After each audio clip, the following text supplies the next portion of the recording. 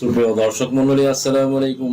আমি advocate Mohammad Belayet Hossain, Bangladesh supreme court member, Dhaka জজ court, Madaripur জজ court and Dhaka Texas bar association. Viewers, আজকে দুর্দান্ত একটি টপিক নিয়ে আপনাদের সামনে হাজির হয়েছি। যতক্ষণ পর্যন্ত এই একটি সমস্যার সমাধান আপনি না করছেন, ততক্ষণ পর্যন্ত কোনো ব্যক্তি চাইলেই জোর করে আর নামজারি করে নিতে পারবে না। সেই বিষয়টি নিয়েই আজকের ভিডিওতে আমি বিস্তারিতভাবে আলোচনা করব, অ্যাজ ওয়েল অ্যাজ কিভাবে কোনো ভূমি মালিক চাইলেই এই সমস্যাটির সমাধান করে নেওয়ার মাধ্যমে জমির পরিপূর্ণ মালিকানা নিজ নামে করে নিতে পারবেন এবং ওই জমিটি আবার নিজের নামে নামজারি করে নিতে পারবেন, সেই সম্পর্কেও বিস্তারিতভাবে প্রয়োজনীয় সকল দিক নির্দেশনা দেওয়া হবে। বাংলাদেশের প্রেক্ষাপটে অন্যতম হয়রানির আরেক নাম হচ্ছে নামজারি। এই কথা সর্বজন স্বীকৃত একটি ব্যাপার, সবাই এটা জানেন। টেকনাফ থেকে তেতুলিয়া সবাই এই ভোগান্তির শিকার। ভিউয়ার্স, এমনকি এই নামজারি করার ক্ষেত্রে কতিপয় দালাল চক্র সিন্ডিকেট তৈরি করে এক ধরনের ব্যবসায় পরিণত করেছে অনেক প্রতারক চক্র।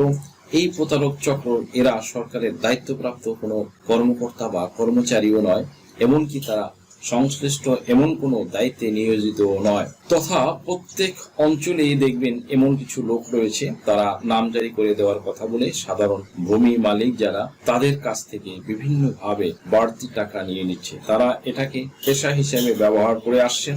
এটা শুধু এখন নতুন নয়, সুদীর্ঘ কাল ধরে এদের কর্মকাণ্ড চলে এসেছে। এই ধরনের কর্মকাণ্ড তারা করে থাকে অনবরত।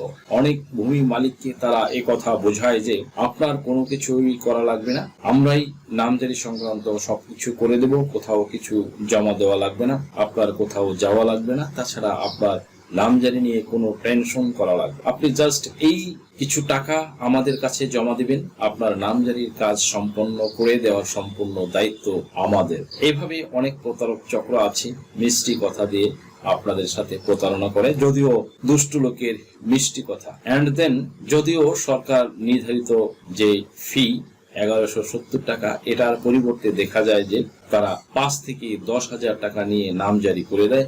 আর যদি এমন দেখেন যে তার দলিলে সামান্য একটু কোনো ধরনের মাইনর ভুল আছে, দ্যাট মিনস মাইল্ড, সেটাকে মেজর হিসাবে তুলে ধরে তিলকে তাল করে ফেলে টাকা আদায় করে নেয় এই প্রতারক চক্র। যে ভুলটা সচরাচর নামজারির জন্য কোনো সমস্যাই হয়তো নয়, সমস্যাই তৈরি করবে না, এমন কোনো ভুল যদি তারা খুঁজে বের করতে পারে, তাহলে তো কথাই নেই, বুঝতেই পেরেছেন কি অবস্থা হবে। এই ছোটখাটো ভুলগুলো সমাধানের জন্য কিছু চক্র, কিছু ব্রোকার চক্র আছে, তারা আবার স্থানীয়ভাবে বেশ কিছু দায়িত্বশীল কোনো কর্মকর্তা, যেমন নায়েব বা তহসিলদার, তহসিলদার আছে, যারা এই ধরনের দুর্নীতির সাথে সম্পৃক্ত।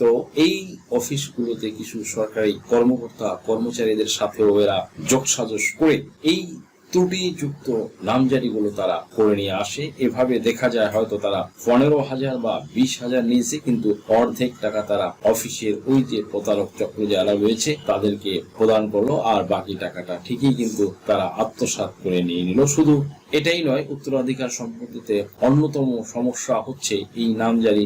একজন ব্যক্তি যিনি ভূমি মালিক, তিনি যখন মারা যাচ্ছে তখন অ্যাজ পার রুলস অনুযায়ী তার পরবর্তী ওয়ারিশ যারা থাকবে তারা ওই জমির মালিকানা লাভ করবে। ভিউয়ার্স, এই জমির মূল মালিক যিনি, তিনি যারা মারা যাবার পর তার ওয়ারিশ যারা রয়েছে, তারা যখন উক্ত জমির মালিকানা লাভ করতে চায়, তখন তাদেরকে কিন্তু বিভিন্ন ধরনের সমস্যায় পড়তে হয়।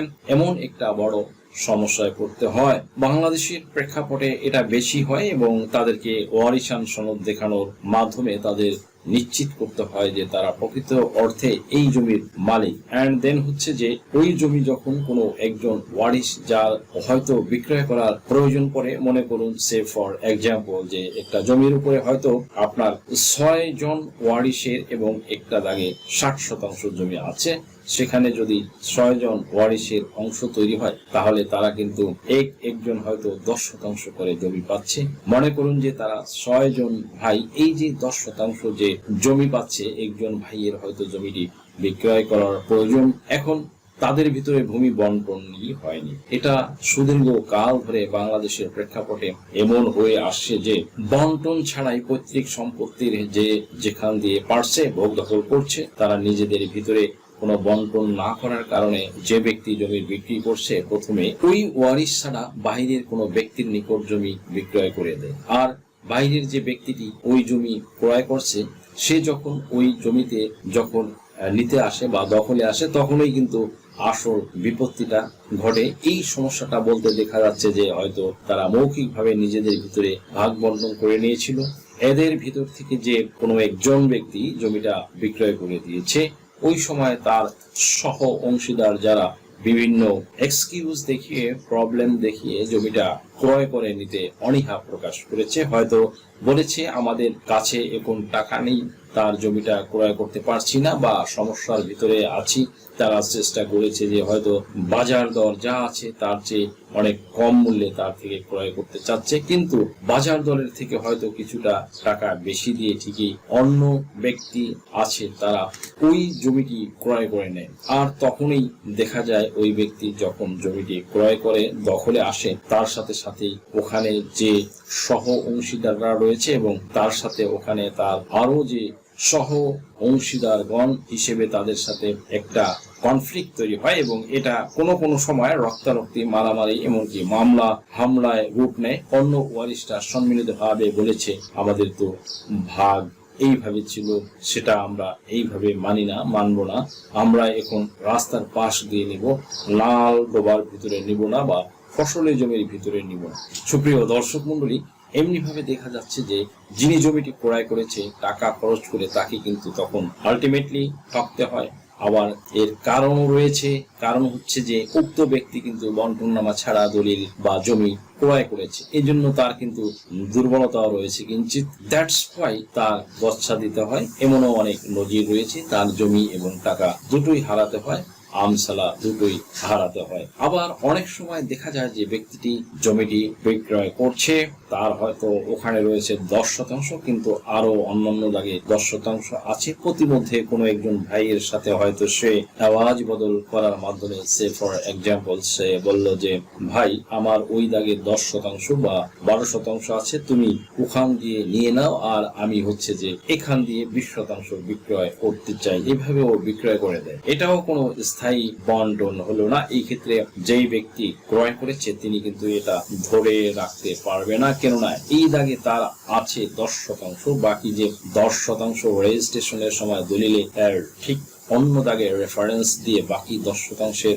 উল্লেখ হবে। সুপ্রিয় দর্শক মন্ডলী, তাই উল্লেখ্য যদি অন্য কোনো ওয়ারিশরা বাধা প্রদান করে সেই ক্ষেত্রে যে ব্যক্তি জমি ক্রয় করে ওখানে এসেছে তাকে কিন্তু ঠিক অন্য দাগে চলে যাওয়া লাগবে। এটাই উত্তরাধিকার সম্পত্তির অন্যতম একটি মেজর প্রবলেম। তাই এই ধরনের কোনো অ্যারেঞ্জমেন্ট যাতে তৈরি না হয় সেদিকে সরকারের বিশেষ খেয়াল রাখা জরুরি। এমনও দেখা যায় যে এই ওয়ারিশান সম্পত্তি ক্রয় করার ফলে এমনও অনেক ব্যক্তি রয়েছে তাদের পরবর্তীতে মামলা মোকদ্দমায় যেতে হয়, ফলে তাকে বহু সমস্যায় পড়তে হয়েছে। দ্যাট মিনস তিনি সঠিক উপায়ে জমি ক্রয় করার পরও ওই জমির দখল ধরে রাখতে গিয়ে তাকে অন্য ওয়ারিশদের সাথে মামলায় জড়াতে হয়েছে, এমনকি নামজারি করার ক্ষেত্রে বিভিন্ন সমস্যায় পড়তে হয়েছে। তাদের জন্য খুশি সংবাদ হলো যে এখন থেকে যাতে আর এমন কোনো সমস্যা যেন কখনো আর না হয় এটা নিশ্চিত করার জন্য সরকারের পক্ষ থেকে এবার বলে দেওয়া হয়েছে যে এই একটি সমস্যা যতক্ষণ পর্যন্ত সমাধান না হবে ততক্ষণ পর্যন্ত কোনো ওয়ারিশেরাই আর জমি বিক্রয় করতে পারবে না। এই সমস্যাটা হচ্ছে বাটোয়ারা দলিল বা বন্টননামা দলিল যতক্ষণ পর্যন্ত না হবে ততক্ষণ পর্যন্ত কোনো ওয়ারিশ আর নামজারি করে নিতে পারবে না, এমনকি এই সম্পত্তি আর বাহিরে কোথাও বিক্রয় করতে পারবে না। শুধুমাত্র ওয়ারিশান সনদ দেখানোর মাধ্যমে এখন নামজারি করে নেওয়ার যে সুযোগ সেই দিন কিন্তু শেষ হয়ে গিয়েছে। অর্থাৎ আপনি উত্তরাধিকার সম্পত্তির মালিক হিসাবে একটা ওয়ারিশান সনদ দেখানোর মাধ্যমেই নামজারি করে নিচ্ছেন এবং নামজারি করে নিয়ে আপনার মতো যে দিকটায় হয়তো রাস্তা আছে বা মিল ইন্ডাস্ট্রি আছে বা বাজার আছে কিংবা সুদূর ভবিষ্যতে ভালো কিছু হবার আশঙ্কা আছে এমন দিকে আপনি নিলেন এবং যেদিকে মূল্য বেশি সেদিক দিয়ে আপনি বিক্রয় করে দিয়ে বাজার মূল্যের চেয়ে অধিক মূল্যে চড়া মূল্যে বিক্রয় করে দিয়ে লাভবান হলেন। এই দিন কিন্তু আর নেই বন্ধুরা। এখন সবাই সচেতন হয়ে গেছে, কেউই ঠকতে চায় না, কান্নার ভাগ কেউ নিতে চায় না, হাসির ভাগ সবাই নিতে চায়, মানে খারাপ অংশ কেউ নিতে চায় না, ভালো অংশ সবাই নিতে চায়। তাই চাইলেই আপনি অন্য ওয়ারিশদের আর ডিপ্রাইভ হতে পারবেন না। এখন সরকারের পক্ষ থেকে পরিপত্র প্রকাশ করার মাধ্যমে জানিয়ে দেওয়া হয়েছে যে যদি ওয়ারিশান সনদ অনুযায়ী নামজারি নিতেই হয় তাহলে সকল ওয়ারিশ ঐক্যবদ্ধভাবে একসাথে তারা যতক্ষণ পর্যন্ত নামজারির জন্য আবেদন না করবে ততক্ষণ পর্যন্ত এসি ল্যান্ড কোনোভাবেই কোনো একক মালিককে নামজারি প্রদান করবে না। আর এখানে যখন ওয়ারিশ সনদ অনুযায়ী নামজারি প্রদান করা হবে তখন যৌথ খতিয়ানের ভিত্তিতে নামজারি প্রদান করা হবে। এখানে এককভাবে কোনো ব্যক্তি আর নামজারি করে নিতে পারবে না। প্রকাশ থাকে যে এককভাবে নামজারি করে নেওয়ার সুযোগ আছে, সেজন্য অবশ্যই প্রত্যেকটা ওয়ারিশ সম্মিলিতভাবে তাদের মধ্যে বাটোয়ারা দলিল তৈরি করতে হবে। যদি তারা বাটোয়ারা দলিল তৈরি করতে পারে সেখানে সবাই নিশ্চিত হয়ে গেল যে কে কোন দিকে জমিটা দখল নিল এবং ডকুমেন্টারিও হয়ে গেল বা কার কোন দিকে বা কে কোন দাগে কতটুকু অংশ পেল আপোষের ভিত্তিতে নিজেদের ভিতরে বন্টন করে নিয়েছে। তখন আর এটা নিয়ে কারো কোনো মাথা ব্যথা বা সমস্যার কারণ হবে না। তখন তারা এককভাবে এই বন্টননামা দলিল দেখানোর মাধ্যমে নামজারি করে নিতে পারবে। বন্ধুরা, তাহলে মনে রাখবেন সরকারের পক্ষ থেকে পরিপত্র প্রকাশের মাধ্যমে স্পষ্টভাবে জানিয়ে দেওয়া হয়েছে যে এখন থেকে এই একটি সমস্যা যতক্ষণ পর্যন্ত সমাধান না হবে ততক্ষণ পর্যন্ত চাইলেই কিন্তু ওই সম্পত্তি আপনার আর বিক্রয় করতে পারবেন না, এমনকি নামজারিও করতে পারবেন না।